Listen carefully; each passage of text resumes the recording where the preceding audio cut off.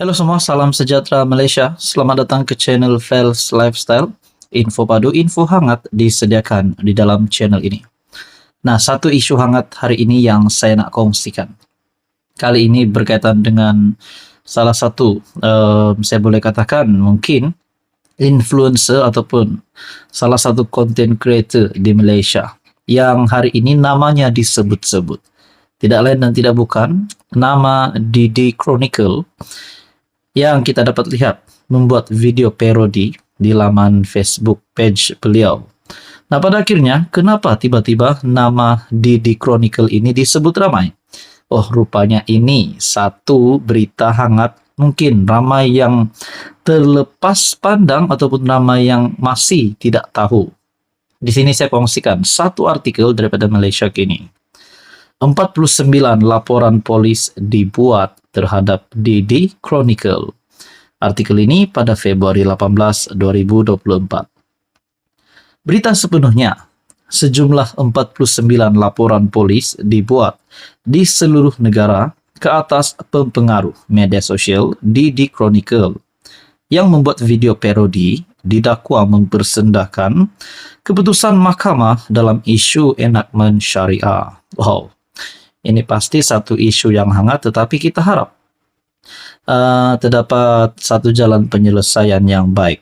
Nah, saudara-saudara, mungkinkah perkara ini akan membawa kepada penangkapan, pemenjaraan ataupun mungkin denda? Nah, berapa denda ataupun berapa lama ditahan di penjara, kita tak tahu. Nah, saudara-saudara, itu semua hanya menjadi persoalan. Dalam artikel ini lagi berkongsi, Ketua Polis Negara Tan Sri Razarudin Hussain berkata, kesemua laporan polis berkenaan adalah sehingga semalam kami menjangkakan jumlah laporan polis berhubung perkara itu akan bertambah, katanya kepada bernama. Makna kata, Ketua Polis Negara sendiri pun sudah mengesahkan perkara ini. Ketua Polis Negara sendiri, Tan Sri Razarudin Hussain, sudah bersuara berkaitan dengan isu ini. Baru-baru ini, video berdurasi lebih 3 menit dimuat naik Didi Chronicle atau nama sebenarnya Dedi Suleman Ray, 43 tahun. Dikecam netizen kerana didakwa mempersendahkan agama dan menghina mahkamah dengan menyatakan perbuatan minum arak dan berjudi tidak akan dikenakan hukuman. Nah, tuan-tuan dan puan, apa komen Anda berkaitan dengan isu ini? Sudah pasti ini satu kejutan lagi sekiranya Didi Chronicle ditangkap. Tapi saudara-saudara yang amat dihormati semua, kita harap keputusan ataupun terdapat keputusan yang kita jangkakan supaya tidak ada masalah bagi pempengaruh tersebut dan juga ini menjadi mendapat satu penyelesaian yang baik. Nah, apa komen Anda berkaitan dengan isu ini? Sekian saja, teruskan bersama di dalam channel ini untuk info yang seterusnya. Mohon bantu channel ini dengan menekan butang like, share, dan juga subscribe. Zahid dipecat, Zahid diganti sebagai Presiden UMNO, Zahid letak jawatan, Zahid digulingkan, Zahid disingkirkan. Inilah antara yang dicakap-cakap oleh ramai orang. Antara kemahuan-kemahuan ramai orang yang sudah pasti tidak menyukai kepimpinan Zaid Hamidi, dan mungkin di kalangan yang membuat kenyataan ini adalah daripada UMNO sendiri. Nah, kenapa saya berkata begini? Saya melihat dalam sebuah artikel daripada FMT, sokongan terhadap Zahid dalam UMNO makin suram, dakwa penganalisis. Dinyatakan juga di sini berkaitan dengan keputusan Lembaga Pengampunan ke atas bekas Perdana Menteri Tun Najib Razak.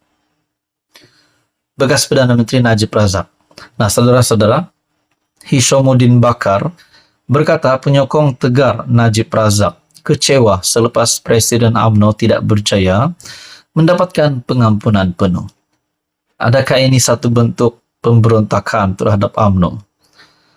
Sokongan terhadap Presiden UMNO Zaid Hamidi dalam parti semakin suram susulan kegagalan mendapatkan pengampunan penuh Najib Razak, kata penganalisis.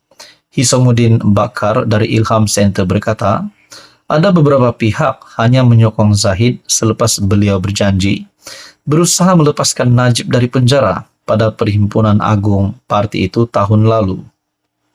Katanya penyokong tegar Najib masih mengharapkannya kembali, sambil menggambarkan aura bekas PM masih kuat dalam kalangan akar umbi.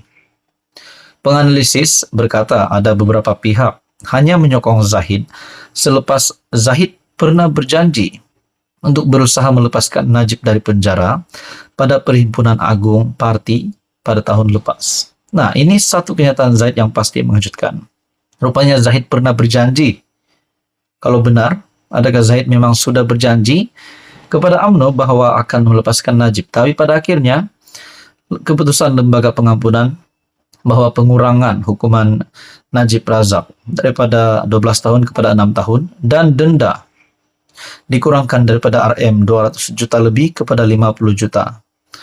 Nah, yang bagi saya ini menjadi persoalan selepas pembentukan kerajaan perpaduan juga membawa sentimen kepada pembawaan kepada beberapa penyokong UMNO ataupun Barisan Nasional yang tidak menyukai langkah bekerja sama bersama dengan DAP di dalam Pakatan Harapan, juga menjadi satu pembawaan bahwa UMNO ini semakin kurang sokongan. Itu yang pertama. Dan yang kedua terkini berkaitan dengan keputusan pengampunan Najib Razak pula. Mungkin ini juga akan membawa kepada peralihan undi daripada UMNO, penyokong UMNO kepada Parti Bersatu. Menurut artikel daripada FMT, menurut Malaysia Kini, 46 ketua bahagian tidak hadir untuk mendengar dalam sesi penjelasan Zahid pada 4 Februari. Dengan seorang daripada mereka menyatakan tidak berminat mendengar penjelasan Zahid. Bagaimanapun, Setiausaha Agung UMNO Ashraf Wajdi Dusuki menafikan gesaan supaya parti keluar daripada kerajaan perpaduan. Katanya hanya 20 ketua bahagian tidak hadir kerana notis singkat. Dalam pada itu, Azmil Tayyib dari Universiti Sains Malaysia berkata penyelesaian segera bagi UMNO yang berdepan kehilangan sokongan sejak PRU 15 adalah dengan Zahid meletak jawatan sebagai presiden. Adakah dengan ini dikaitkan juga dengan beberapa pemimpin-pemimpin ataupun nama besar dalam UMNO? Contohnya Hishamuddin yang digantung manakala KJ pula disingkirkan daripada UMNO. Mungkinkah KJ dan Hishamuddin patut kembali aktif dalam UMNO semula? Barulah UMNO dapat diselamatkan. Itu menjadi persoalan. Saudara-saudara, apa komen Anda berkaitan dengan isu ini? Sekian saja, teruskan bersama di dalam channel ini. Jangan lupa tekan butang like, share, dan juga subscribe.